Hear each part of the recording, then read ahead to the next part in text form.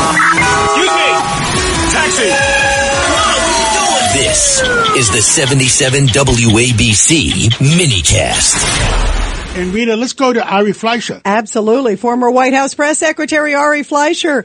Ari, your reaction to what's happened in the last 24 hours? Well, my biggest fear is that we've let Iran off the mat. They were on the mat.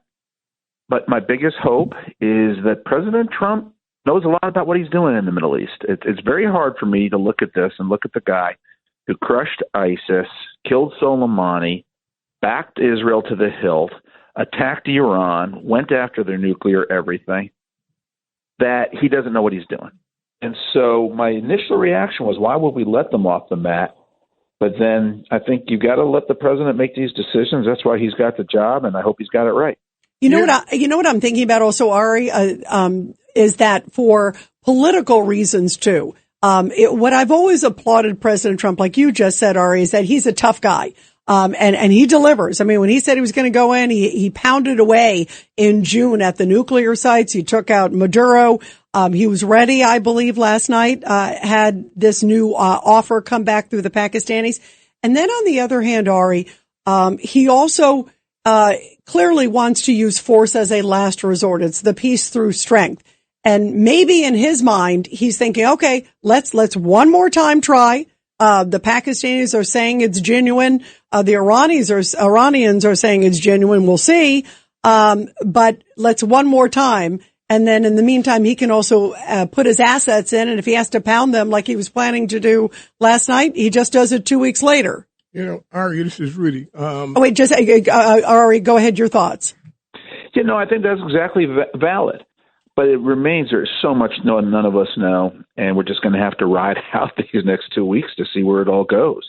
What's he going to do if they sort of open up the Strait of Hormuz? What's he going to do if they really don't give us access to the uranium? He's got big decisions to make. The problem, though, is once you take your foot off the gas on a military matter, it's not as easy as you think to put your foot right back on the gas. It's not like it's a switch that you switch on, you switch off, you switch on, you switch off. Our military can do a lot of things. We can do it all well, but it's just not that simple to take your foot off the gas and put it back on. Good point. Rudy, sorry, go ahead, Rudy. Ari, it's like connecting dots for me. When I see, as you would say, letting them up off the mat, I accept the fact that I'm not privy to everything the president is privy to. I brought up last week, before there was any talk about it, about creating a failed state. And we know what that means. So I know the president does not want to demolish the infrastructure of Iran. That would just be horrible. So I don't know everything he's getting, but I trust the president. I trust his instincts.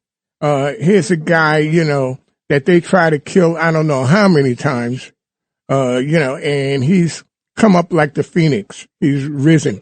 And I believe he'll do it again. They're tough choices. One of the things I've been tracking was the Kurds. What happened to the Kurds? They showed up on the border. From what I understand, they were given weapons to arm a insurgency, but then they kept the weapons. So, there are a lot of moving parts here, and the enemy has a vote. Ari, final thoughts. Yeah, but this notion about the destroying their infrastructure, we were never going to destroy their infrastructure. When the president made that threat about bridges and their power plants, attacking bridges is ancient.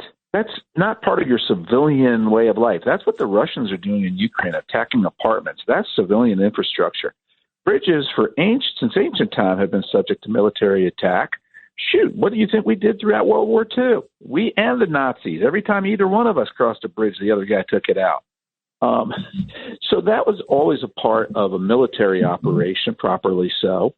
And I just want to say one last thing. This notion when President Trump talked about the annihilation of a race and all of that, and people on the left went absolutely crazy, extermination, they lost it. And I get it. President Trump speaks a very rough English sometimes. But you know what? He's fluent in Farsi. That was the language that the Iranian leaders understood. They opposed a ceasefire. He made that message, and now they agreed to a ceasefire. So when he talks like that, he's talking to the enemy. And I wish the American people, after 11 years, could just understand this about President Trump. That's his MO. He's the tough guy. He puts it out there. And sometimes in that region of the world, it's exactly the right message the enemy needs to hear. Ari, that's what Bravo. I told some of our European people. I said to them, maybe he's playing poker. Have you ever considered that? Instead of, what NATO, some of those NATO countries were saying.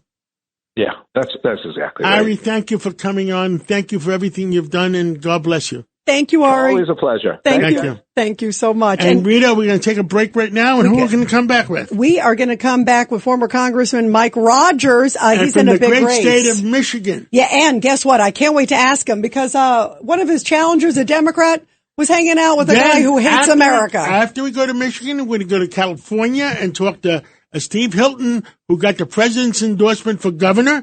And after Steve Hilton, we have KT McFarland for an update what's going on. Can't wait. In Iran.